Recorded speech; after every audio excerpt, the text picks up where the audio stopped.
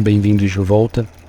Eu sou o Frederico Aguiar e hoje eu vou mostrar para vocês a construção do banquinho caipira ou do tamborete caipira.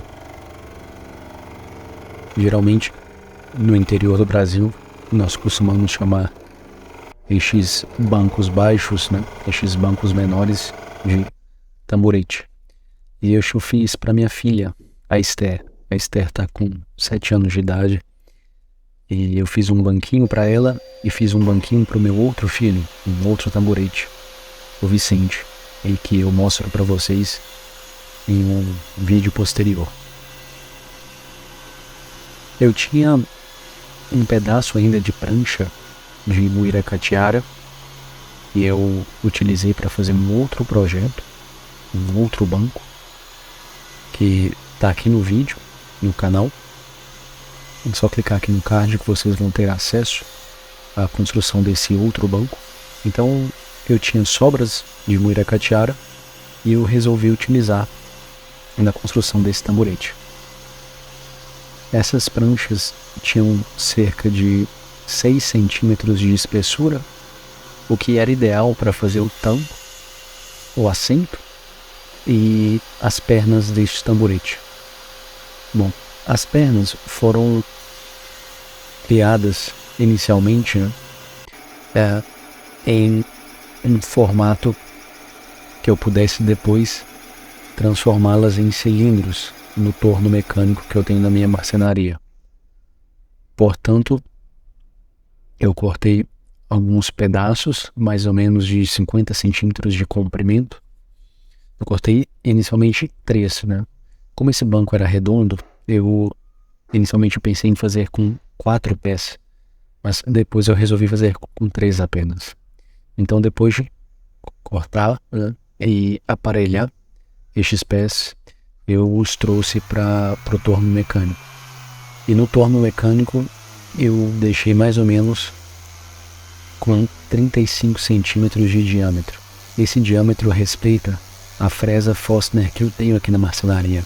Então eu resolvi aproveitar, já que eu já tinha essa ferramenta, para deixar os pés exatamente neste diâmetro. Isso é uma coisa importante que nós temos que ficar atentos, porque muitas vezes nós queremos criar um objeto, um móvel, e precisamos adequar as ferramentas a esse projeto. Como nós estamos no Brasil e o preço das coisas é muito alto, o preço das ferramentas é muito alto, por vezes o melhor é fazer o contrário, é adequar o nosso projeto às ferramentas que nós temos, para não precisarmos realizar constantemente novas compras para gastarmos mais ainda. Marcenaria no Brasil é uma atividade muito cara, em geral toda atividade é, mas marcenaria em especial é uma atividade muito cara, As ferramentas de boa qualidade são muito caras, Então, depois de realizar o furo no assento, e depois de lixar o assento, e também de realizar a usinagem nos pés, eu fiz um encaixe a seco, uma montagem a seco, e fiz a marcação dos cortes, e realizei o corte dos pés com o serrote japonês. Eu prefiro essa lâmina e esse tipo de corte quando eu preciso de um corte mais preciso, Então, quando eu tenho um corte bruto, eu opto pelos serrotes ocidentais, que são os cortes de empurrar. Mas quando eu tenho uma necessidade de um corte um pouco mais preciso, com um acabamento melhor, eu dou preferência aos serrotes japoneses, que cortam no movimento de puxar e não de empurrar. Depois disso eu fiz as cunhas, que seriam encaixadas nos pés, porque este banco não tem nenhuma ferragem, É um banco muito simples. Ele não tem nenhum tipo de prego ou de parafuso. É apenas o encaixe dos pés no assento, e a sua fixação é por meio de cola e de cunhas. Então a fixação química e mecânica apenas, sem nenhum tipo de ferragem. Vocês percebem também que eu fiz um rebaixo. Minha filha é muito pequena, então esse rebaixo não vai deixar desconfortável para ela. mas eu fiz um rebaixo no centro do assento, né? Primeiro eu fiz com uma tupia, para eu ganhar tempo, né? E depois eu com uma goiva, eu dei uma espécie de acabamento nesse rebaixo, tá?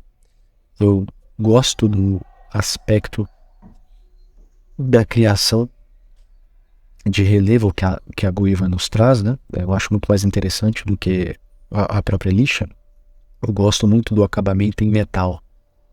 O acabamento que o metal dá na madeira, né? Como o acabamento fica com um aspecto de brilho mais interessante do que a lixa, né? Tanto em formões, em goivas, em plainas e raspilhas. Muitas vezes no Brasil nós utilizamos apenas as lixas, né? O que é uma pena. Os acabamentos com metal são muito interessantes, principalmente por causa do brilho, como eu já comentei. Então, por fim, a última execução foi encaixar os pés nos respectivos buracos com a ajuda da cola e depois a inserção das cunhas. Neste tamborete em específico, eu utilizei apenas uma abertura para a cunha. No tamborete do Vicente, do meu outro filho, eu fiz uma cunha, um acesso para a cunha em cruz. No próximo vídeo eu mostro para vocês. Isso traz mais resistência, mas como os pés aqui eram baixos, eu achei suficiente deixar com apenas uma cunha. Então eu espero que vocês tenham gostado do vídeo. Aproveitem agora as imagens finais da conclusão. Se inscrevam no canal se vocês não estão inscritos. Se vocês gostaram, curtam o vídeo e até a próxima.